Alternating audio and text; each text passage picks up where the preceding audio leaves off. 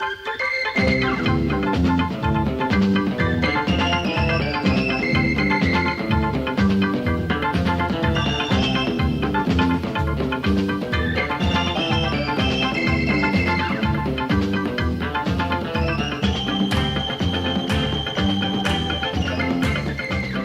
60s was a memorable era for me as a player and a commentator.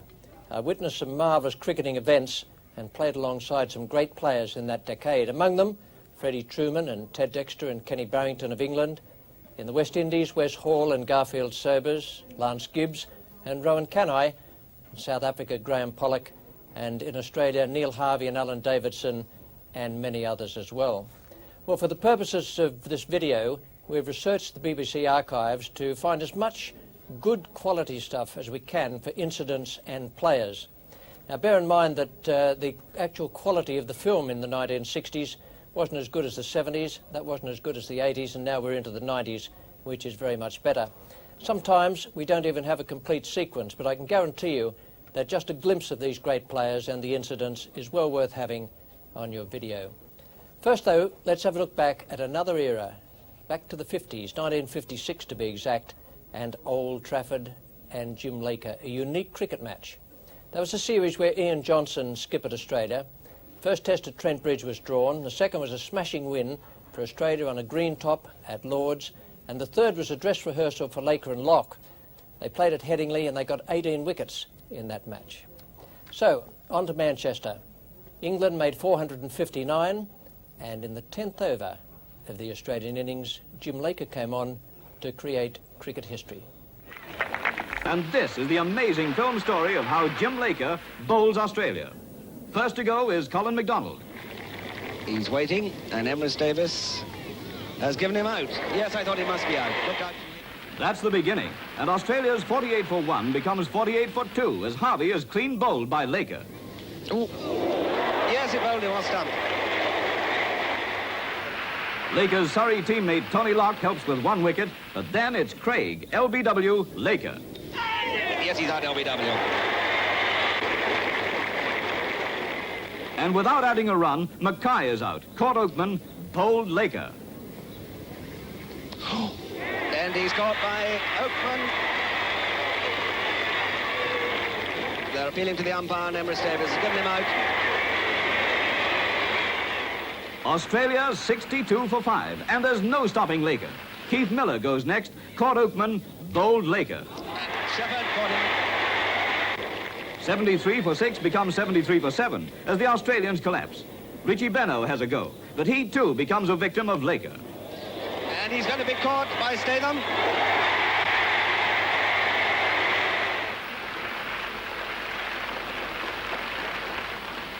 Archer is Laker's next capture. Ron Archer, stumped by Evans. And then Maddox is bowled Laker.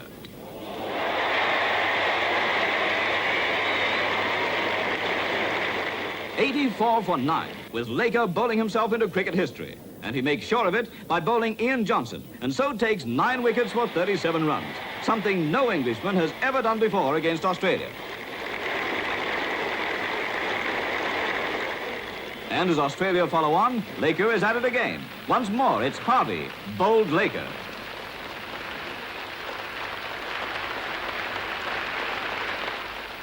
The next day, during a brief spell of play, it's Burke, bowled Laker. Laker to Burke. Caught by Locke. Rain robs Laker of further glory, but on the last day, he's back, and Craig's out, bowled Laker. Yes, I should think so. Yes. Now comes the breakthrough. Mackay has caught Oakman, bowled Laker. Oakman. Next to go is Keith Miller, out for a duck, bowled Laker. And he bowled. Victim number 6 is Archer, caught Oakman, bowled Laker. Oakman. All this time, MacDonald is batting well, but when he's hit 89, he too becomes bowled Laker. 7 wickets so far to Laker, and now it's Benaud, bowled Laker. He bowled him. 198 for 8, and all 8 bowled Laker. And 20 minutes later, Linville too falls to the leg trap, bowled Laker. He caught him, is he? Is he out? No. Yes, he's out. He's given out, waiting for the appeal. Can Laker get all 10? That's the question everyone's asking as he bowls to Maddox. He's out. 10 wickets to Laker. And it's Australia bowled Laker. He's taken all 10 Australian wickets, a feat never done before in any test match anywhere. It's the sporting performance of the year. After a draw at the Oval, England won that series 2-1. In the period up to 1960, England were unbeaten at home. There was a drawn series then in South Africa, 2-2, a 3-0 win against the West Indies, 4-0 over New Zealand, and in 1959, victories in all 5 tests against the Indians. Overseas, they lost to Australia in 58-9, that was 4-0, but they beat West Indies in 59-60 with a single victory in Trinidad. In 1960, the run continued with a 3-0 win over South Africa, and the following year, Australia returned when I was captain. After a draw at Edgbaston, Neil Harvey took over at Lord's for what turned out to be a heart-stopping victory. Then came Fred Truman's match at Headingley, and what a performance. On an interesting-looking pitch, Australia won the toss and batted. England gained what was a useful first innings lead, and then Fred, in the Australian second innings, took 5 for none in 24 balls. Here he is now at the start of that spell. He bowls to Neil Harvey, who's on 53. Truman to Harvey, and he's caught at cover point by Dexter. Harvey out, caught Dexter, bowled Truman for 53. Australia 99 for 3, 31 runs on. Allen to Burge. And there's an appeal for OBW, and he's out. A very good picture. One could see the spin there working. Burge goes back. Burge, LBW bowled Allen, naught, and Australia 102 for 4, 40 runs off. Truman to O'Neill. O'Neill caught. Cowdrey. Now Davidson receiving his first ball from Truman. And there's an appeal for a catch behind the wicket. Given not out. Most of the appeal coming from the crowd, who are now pretty excited. Truman to Simpson. And he's clean bowled. He's clean bowled. Rather a desperate stroke, it looked to me. Truman to Benno, and he's clean bowled him. Benno bowled for naught for the second time in the match by Truman. Australia's captain clean bowled in both innings for naught.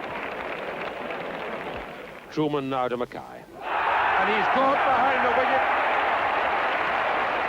He's caught behind the wicket. And Truman has taken 5 wickets for no runs. No fun for Australia there.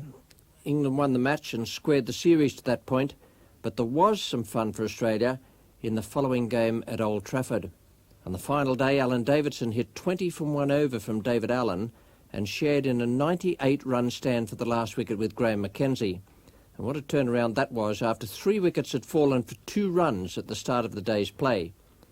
In the end, England needed 256 in all to win, and Ted Dexter almost blasted Australia out of the game with a wonderful 76, one of the best short innings I've ever seen.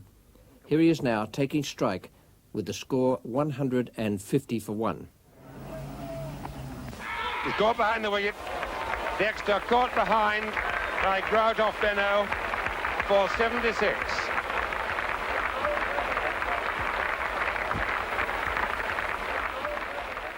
The England captain, Peter May, walks out with 106 runs required and 8 wickets in hand. Minutes later, he's on his way back to the pavilion for a duck, bowled by Benno. And now Benno rarely takes command as he's bowling to a Brown close. And he's caught behind square leg. It's almost inevitable. He's clean bowled. Summerall bowled. Who's bowled simply magnificently this afternoon. Yes, he's caught by Simpson at slip. Murray caught Simpson, bowled Benno. Benno's now taken 5 for 53. 5 for 53.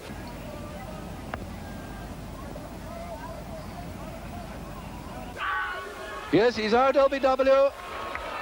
Barrington out, LBW, bowled Mackay for 5, and this is now 171 for 7.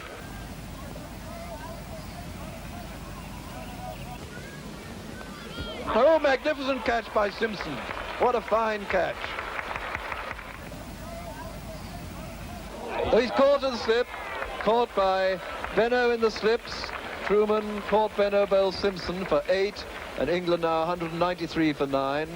And I don't think this new ball will be needed, or not for very long. Team bowled. Australia have won, and they've kept the Ashes. There were some good team performances at Old Trafford that afternoon, and what about that second slip catch taken by Bob Simpson? Simpson was the best slip fielder I ever saw. That catch, I reckon, was a perfect example of why he has that rating. The Ashes were retained by Australia, and the series was won 2-1 after a draw at the Oval in the final Test match. England lost 2-0 in a series in India in the winter. They then beat Pakistan in Pakistan 1-0 as a warm-up for the home series between the two countries in 1962, where Tom Graveney made a comeback. I reckon there was no greater pleasure in cricket, playing or watching, than to be there when Graveney was at his elegant best. He was a wonderful all-round batsman. We join him now batting against Nasim-ul-Ghani. He's on his way to a delightful 97. It's 4, I think. No, not quite. It's 3.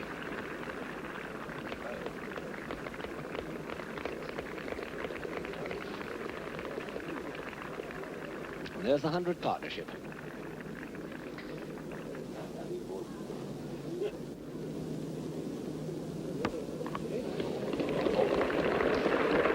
I'm afraid Nazim has been rather costly. It's Graveney's 50. This is Mahmood bowling to him now. Now that's gone up to the side screen. That's 4. That's his 12th 4. He's done some beautiful straight drives.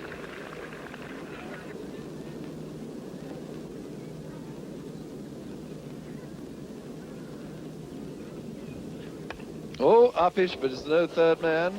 Nazim chasing it down, but he won't get it. 4 runs more.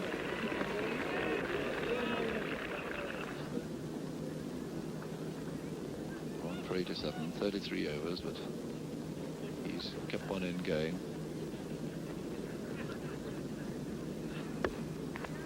.96 not out. He'll be. Berkey runs across and stops that. So at close of play, England, who won the toss. Let's have a look at their score on the scoreboard. Number 6 is Parfitt, and number 3, Graveney.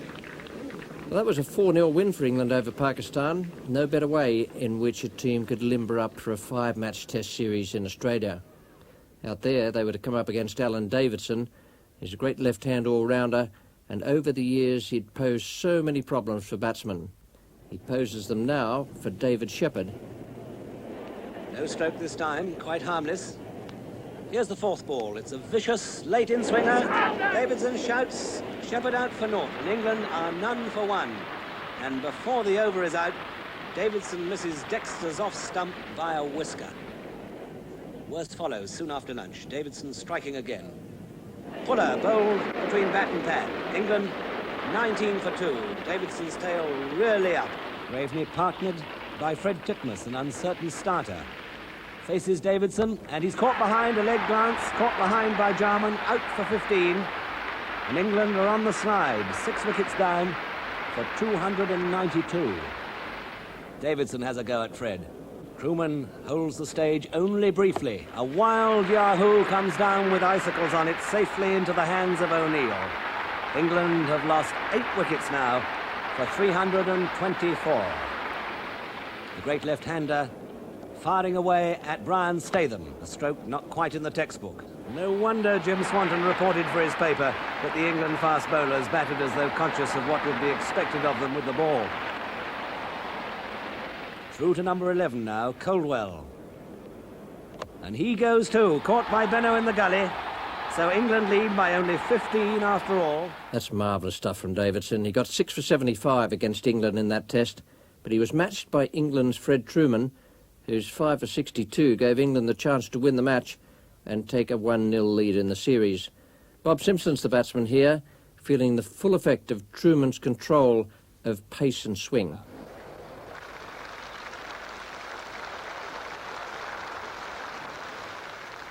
Simpson is out for 14. The first Australian wicket falls at 30, but when O'Neill comes into bat, worse is to follow.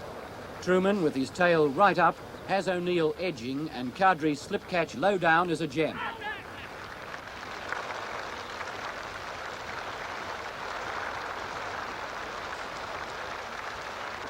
It's a great personal achievement for Freddie Truman and Colin Cowdrey to dismiss Simpson and O'Neill without addition to the score. Benno edges and is superbly caught by Cowdrey at first slip.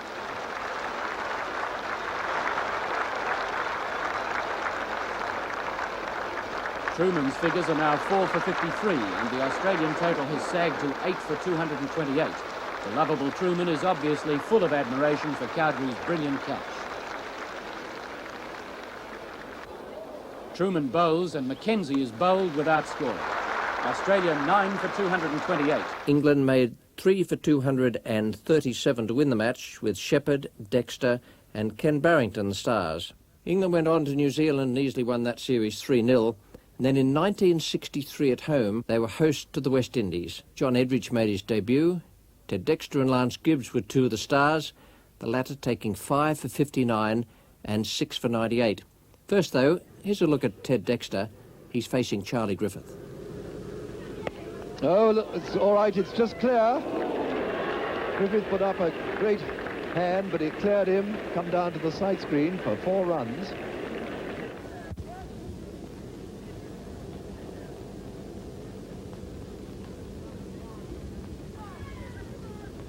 Oh, what a lovely stroke, 4 runs.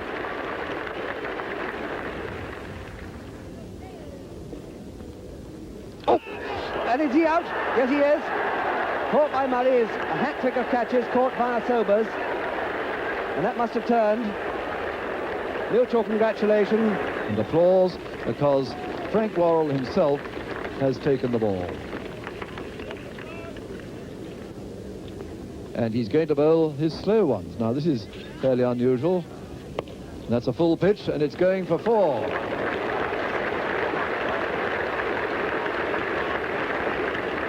Nice friendly full pitch, well dispatched by Dexter, takes him up to 47, his 5th 4.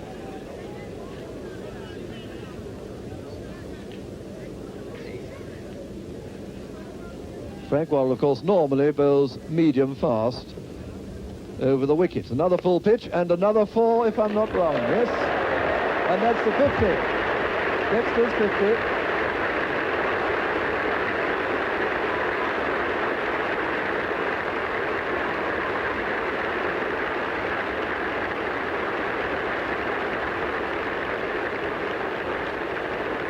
Dexter's been in exactly 2 hours. He's now hit 6 4s.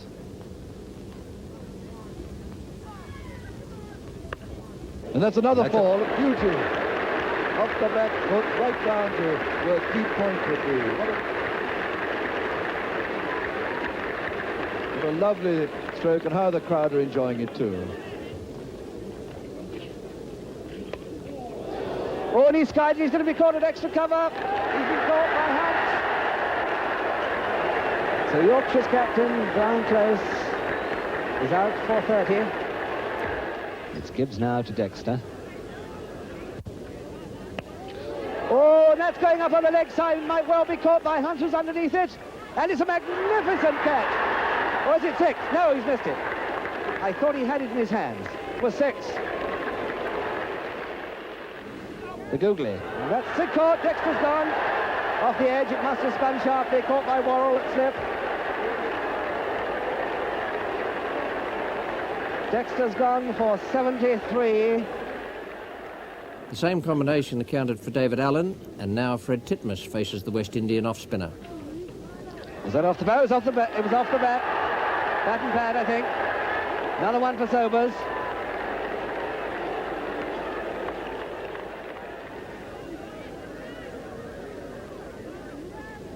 Oh, and it's Worrell, and he's gone too.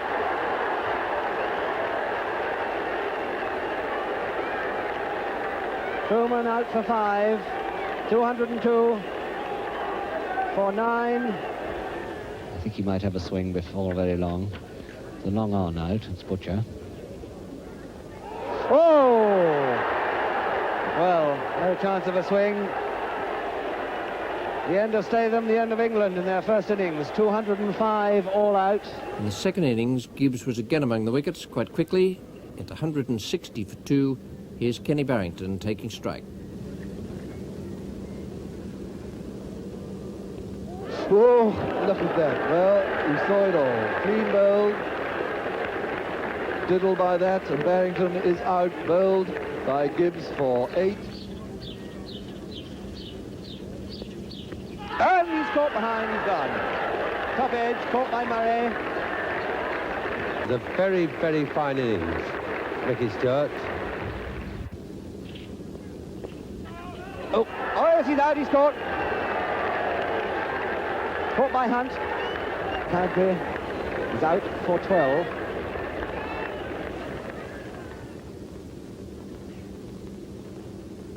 Go, caught. Oh, a sad moment for English hopes.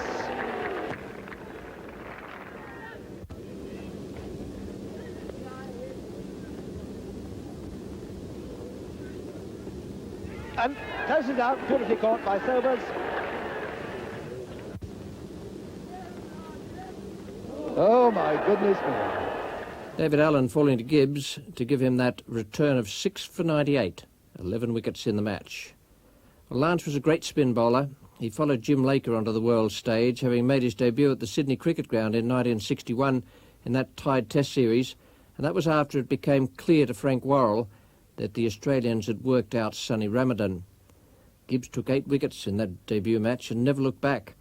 He was a bowler with great command of spin and flight, and the batsmen often found themselves a foot or so short of where they wanted to be in driving the ball.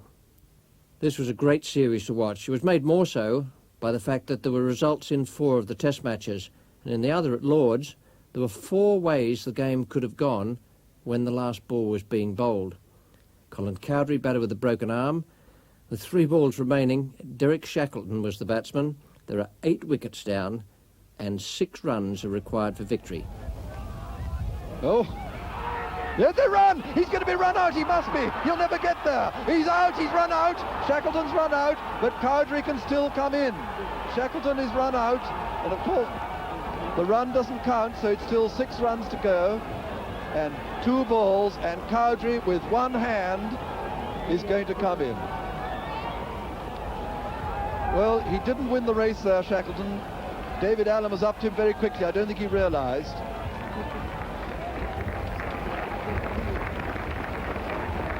Five runs needed for a tie, 6 for a win. Cowdrey resumes, 19 not out. What tactics he can be suggesting, I just don't know. Everybody clambering round by the side. And Cowdrey's given the orders, which Ted Dexter's obviously sent down. And we'll see what's going to happen. 2 balls to go then. Very dark. 6 runs needed to win. In the copybook test, I suppose he'd hit a 6. Bowling now to Allen. No, and he's going to block it, and the orders obviously are to save this game, which has come so close And the last ball of this test match coming now. Wes Hall holds up one finger to Eddie Phillipson, who nods. One ball left. Hall will put everything into this. Look at him just gathering his last breath. Yes, they're sucking in there. And David Allen's heart beating, no doubt, very fast. Last ball now. It's a draw! What a wonderful finish that was to one of the most marvellous games of cricket I've watched. This took us on to Edgbaston, with Dexter and Sobers the main eye-catchers. Here they are in flamboyant competition in a game where England squared the series. There's Ted Dexter off the mark, probably for 2, possibly for 3. No, I think they'll be content with 2. So here's Griffith again to Dexter.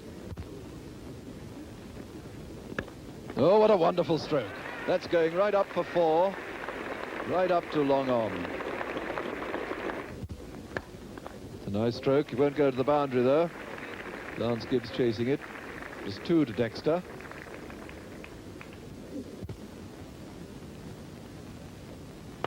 Oh, what a good stroke. That's coming absolutely dead straight. It'll run down for 4 to the pavilion.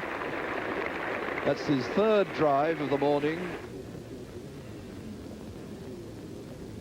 And Laurie Gray umpiring his 2nd test match.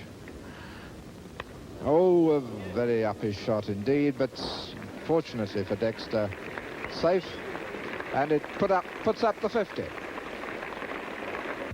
And there's Ted Dexter with 29. Just, we hope for England's sake, getting into his stride. Oh dear. It's a fatal thing to say, Dennis. Yes, I'm afraid he played that one, or he's playing that ball wide of mid-on. Not a very good stroke. Played right across the line. And Sobers to Barrington.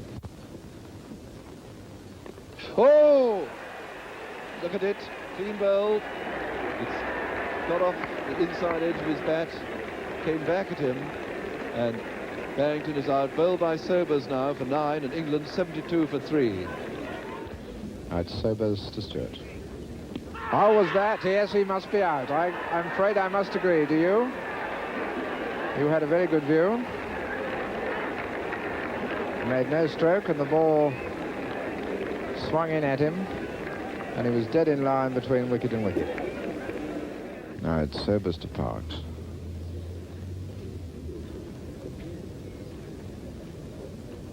Oh, yes, he's out quite clearly. But here, the snick from here. So England are 172 for 6. And here comes Parks, caught Murray, bowled Sobers for 12.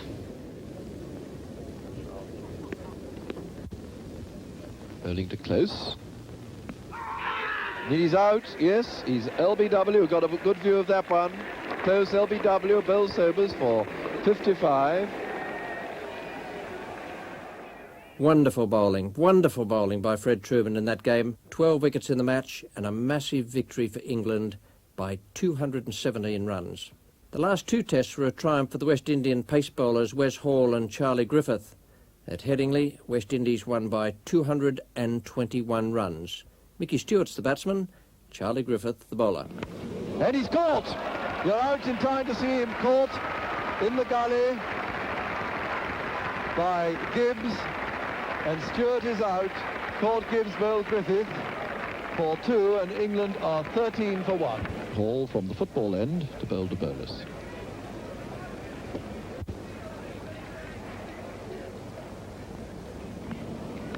He's caught by Hunt at first slip. Bolus is out. England now 19 for 2.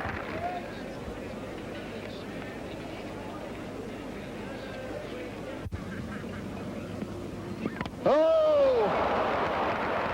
So there you are, Dexter bowled by Griffith. And England 32 for 3. The leg stump knocked right back.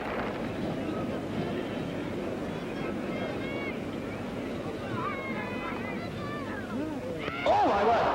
Another Yorker. A very fast one indeed. So Charlie Griffith is on a hat-trick. Now, what a moment is this. everybody clustered round except cover point.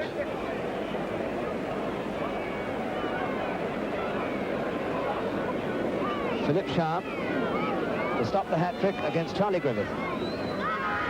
Tried another Yorker, overpitched it.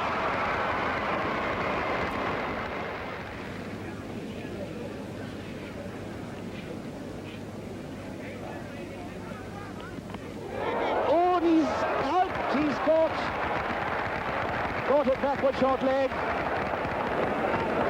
And Philip Sharp out for naught.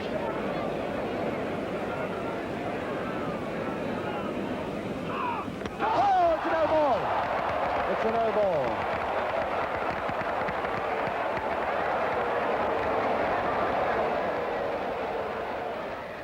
Notice the two-eyed stance of Parks.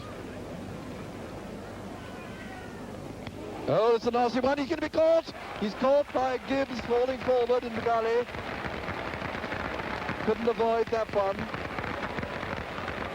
And Gibbs grazes his elbows as he flings himself forward and catches that. So Parks is out, caught by Gibbs off Griffith for 22. England are 69 for 6, and Griffith has now taken 5 for 20. And he's caught him.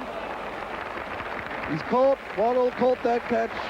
So Barrington is out. Caught Worrell, Bill Gibbs for 25, and England are 87 for 7.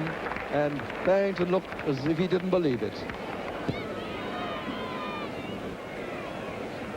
See what he does with this one. And a terrific melt. He's gone over mid-off, and he's caught. Caught by his rival Wes Hall, left leaping in the air, and Truman is out. Caught Hall, Bill Gibbs for 4, and England now 93 for 8. Sober's coming up. That's it. There's his 50.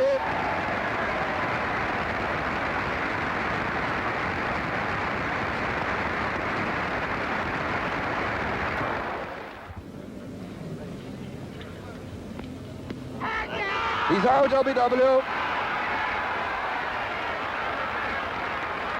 And that's Gibbs' third wicket. And Titmus is out, LBW.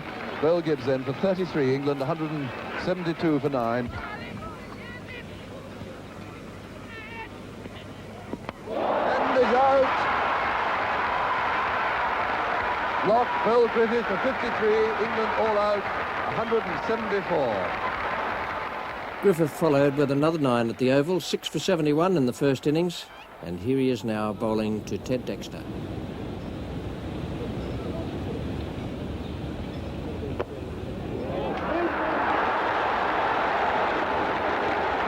What a fine return catch by big Charlie Griffith. It's the end of Ted Dexter. And this is the new ball which Griffith's got now, and they're calling up a few more slips.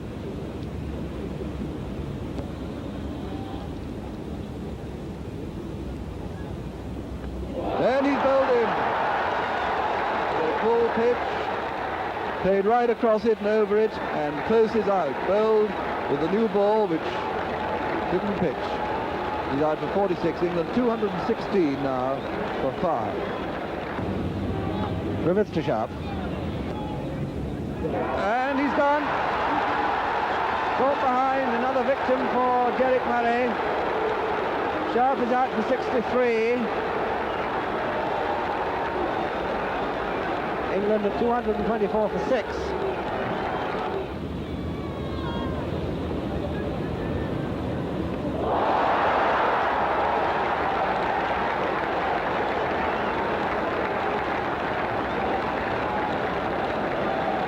And there goes Fred Truman, clean bowled by big Charlie Griffith, out for 19.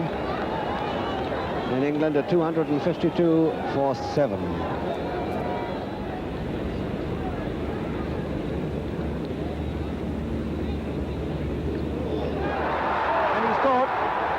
Caught off his glove by Canai. Has he been given out? I believe he's been given out. It was a really vicious bouncer. Has Sid Buller given him out? We think he's been given out by Sid Buller. Tony Locke, with an expression which speaks for itself, and I have every sympathy for him, is walking out. And that delivery by Charlie Griffith, just about as vicious as anything I can remember being seen bowled against another bowler, followed immediately on a little conference between Charlie Griffith going back to his mark and Wes Hall at deep mid-off.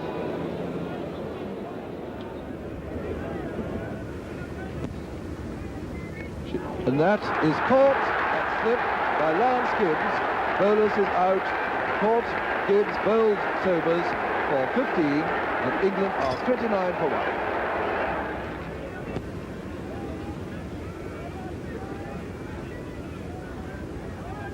Oh, it's caught. Edward is out, chasing a ball across like that. And Edridge is caught by Murray off Griffith for 12, and England, once again, this game suddenly swings, and England are 31 for 2. Charlie Griffith then wondering what Barrington is going to do to him next, and what's he going to do to Barrington.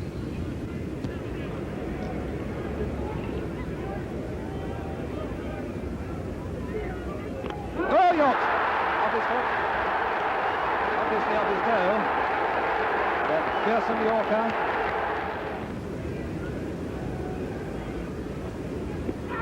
And he's out. He's driven out by Dusty Rhodes.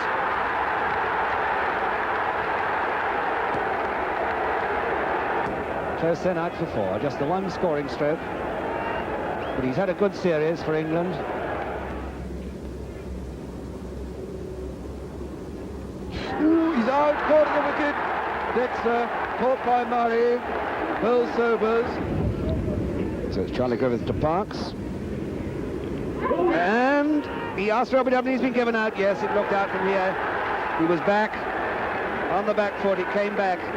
Probably would have hit middle and leg, something like that. So Charlie Griffith has struck again. And Jim Parks is out for 23.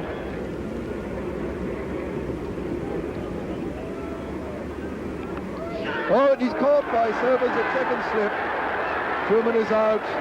Caught Sobers, bowled Hall for 5, and England are 196 for 7, and how delighted the crowd are. And here's Locke's first ball from Hall. And the bird locked in with the first ball, middle stump, and the crowd are going mad.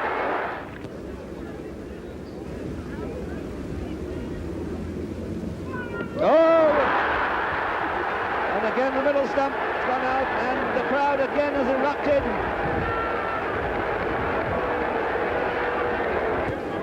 England's last man, Derek Shackleton.